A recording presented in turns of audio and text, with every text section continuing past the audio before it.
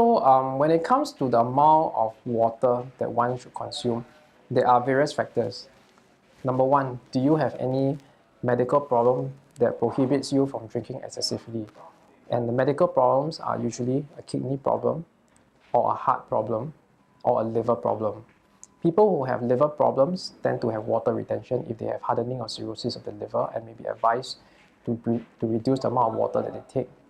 People who have heart problems have problems, the heart has problem pumping the water around when there's too much.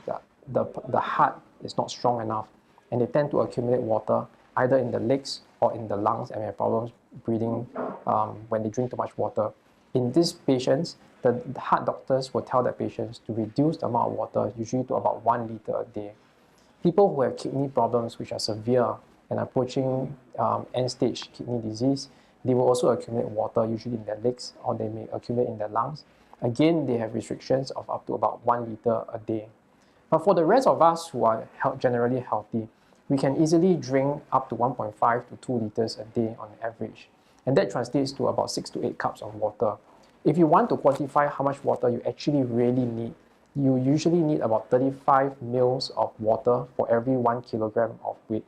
So if you take that and multiply for a 50 kg to an 80 kg person, it works out roughly to about 1.5 to maybe about 2 liters of water.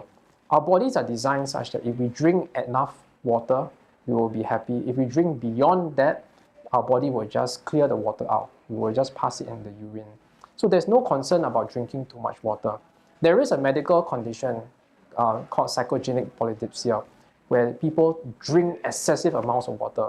But in this condition, you have to drink about 3 to 4 liters or even more of water, and that will bring the salt levels down in your body to very low levels, and that can cause problems with the brain and with the nerves. And that is a very rare condition, and most people will never drink that amount of water. So for the average person, I would say drink enough to meet your thirst. If you are thirsty, by all means go and drink water. The other thing is that one should try to spread the drinks throughout the day if possible. And the reason is because if you drink too much, you feel very bloated, and you also run the risk of vomiting if you drink big amounts of water. Our stomachs are designed such that they can take about 500 mils easily. But beyond 500 mils to a liter, some people have problems accommodating that amount of water. In fact, it is unusual for anyone to be able to drink up to 1 liter of water at one stretch because our stomachs are usually not that big. So by and large, you can take 1 cup of water, maybe 1.5 cups of water, and that will be all that you can consume before you feel extremely full.